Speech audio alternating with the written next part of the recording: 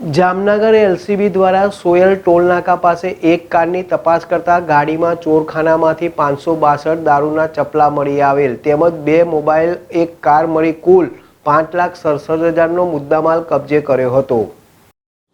જામનગરની local crime બ્રાન્ચની ટીમે ચોક્કસ બાતમીના આધારે સોયલ ટોલનાકા પાસે વોચ ગોઠવી કારની અંદર બનાવેલા જુદા જુદા 8 ચોરખાનામાં સંતાડેલો 562 નંગ નાની ઇંગ્લિશ દારૂની બોટલોનો જથ્થો કબજે કરી લઈ 2 આરોપીઓની અટકાયત કરી છે અને રૂપિયા 5.67 લાખની માલમત્તા કબજે કરી લીધી છે।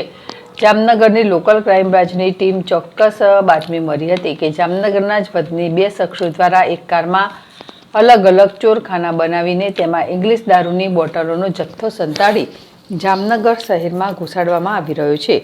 જે બાતમીના આધારે ગઈકાલે સાંજે સોયલ ટોલનાકા પાસે વોચ ગોઠવી હતી। જે વોચ દરમિયાન જીજે 27 CM 5787 નંબરની બ્રેઝા કાર પસાર થતાં સફેદ કલરની બ્લેક પટ્ટાવાળી કારને એલસીબીની ટુકડીએ રોકી હતી અને તેની તલાશી લીધી હતી। જે તલાશી દરમિયાન પ્રથમ દ્રષ્ટિએ કશું મળ્યું ન હતું, પરંતુ એલસીબીની ટીમને ચોક્કસપણે બાતમી મળી હતી કે કારની અંદર અલગ અલગ ચોરખાનાઓ બનાવ્યા છે, જેથી કાર ચાલકને ઝીણવટભરી પૂછપરછ કરતા આખરે કાર ચાલકે કબૂલાત કરી લીધી હતી અને પોતે કારમાં જુદા જુદા 8 સ્થળે ચોરખાના બનાવી લીધા છે અને તેમાં ઇંગ્લિશ દારૂની બોટલોનો જથ્થો સંતાડીને જામનગર લઈ જઈ રહ્યા છે। હર્ષલ ખંદેડિયા, ZSTV, જામનગર।